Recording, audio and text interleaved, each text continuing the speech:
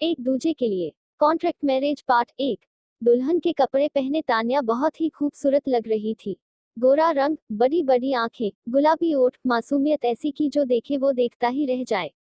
आज ही उसकी शादी हुई थी शहर के सबसे बड़े बिजनेसमैन संजय खन्ना से। पर तान्या के चेहरे पर कोई खुशी के भाव नहीं थे। संजय खन्ना एक बहुत ही सुंदर 30 साल का बिजनेसमैन था। वो इतना स्मार्ट था कि लड़के इसकी खूबसूरत बॉडी और लुक को देखकर जलते थे। लोग तो अक्सर संजय से ये भी बोलते थे कि आपको तो मूवी में काम करना चाहिए। कहा आप इस बिजनेस लाइन में आ गए। संजय अपने सख्त मिजाज के लिए जाना जाता था। कोई भी उससे नजरें मिलाने की कोशिश नहीं करता था। अगर कोई उसके रास्ते में आता तो संजय उसे बर्बाद करके रख देता था। संजय उसको अपने घर ले आया, जहां कोई उसके स्वागत के लिए नहीं था।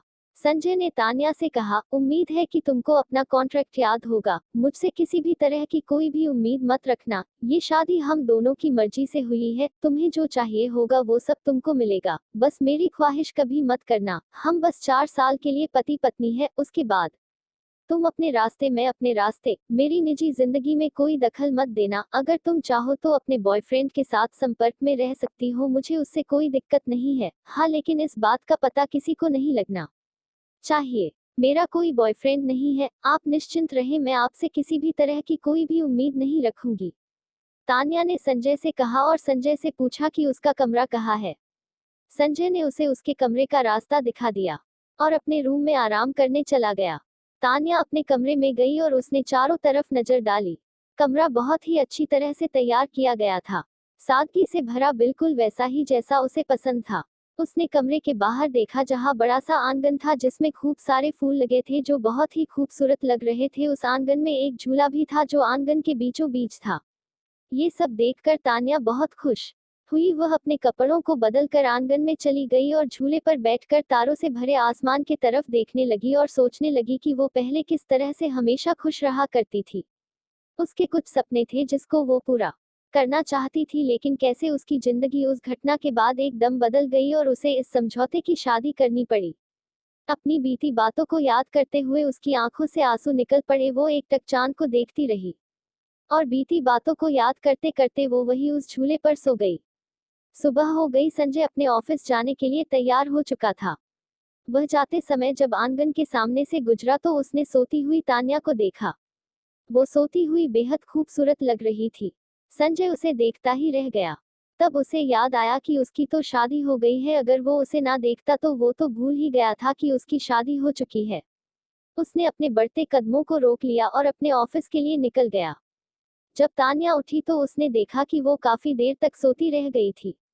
वो फ्रेश होकर किचन में गई और अपने लिए नाश्ता बनाया और नाश्ता करने के बाद वो अपने रूम में चली गई। पूरा दिन आज उसका फूलों की देखभाल करने और घर की सफाई करने में बीत गया। देखते देखते रात हो गई। वो खाना बना के संजय का इंतजार करने लगी। लगभग 2 घंटे के बाद दरवाजे के खुलने की आवाज आई। तान्या दरवाजे के तरफ बढ़ी पर हंसने की आवाज सुन के वह रुक गई। तभी संजय सामने दिखा और उसके साथ थी एक लड़की जिसकी कमर को संजय ने एक हाथ से पकड़ रखा था। वो लड़की बेहद ही खूबसूरत थी। वो किसी अप्सरा जैसी लगा रही थी। वो अमीषा थी, संजय की पर्सनल सेक्रेटरी। वैसे तो वो खूबसूरत थी लेकिन बहुत ही घमंडी थी, और हो भी क्यों ना, आखिर जिस संजय पर कितनी ही लड़कियां फिदा थी वो उसे चाहता था। अमीषा ने तान्या को देखा और हंसी उड़ाते हुए बोली, ये क्या संजय, देखो तो जरा, तुम्हारी बीवी तुम्हारे लिए खाना बनाकर तुम्हारा इंतजार कर रही है। लगता है ये अपनी सच्चाई भूल गई है कि ये तुम्हारी असली की पत्नी नहीं है। वो तान्या की तरफ बढ़ी और उसकी आंखों में देखते हुए बोली, अपनी औकात मत भूलना। अपनी खूबसूरती का फायदा उठाने की कोशिश भी मत करना।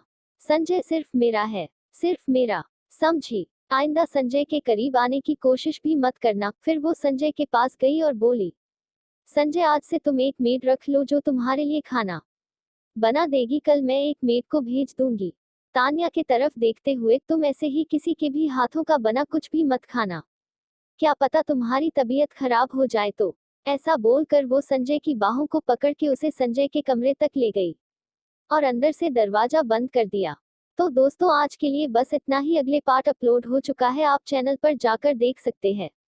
आपको आज की कहानी ऐसी लगी कमेंट बॉक्स में जरूर बताइएगा और चैनल को सब्सक्राइब जरूर कीजिएगा।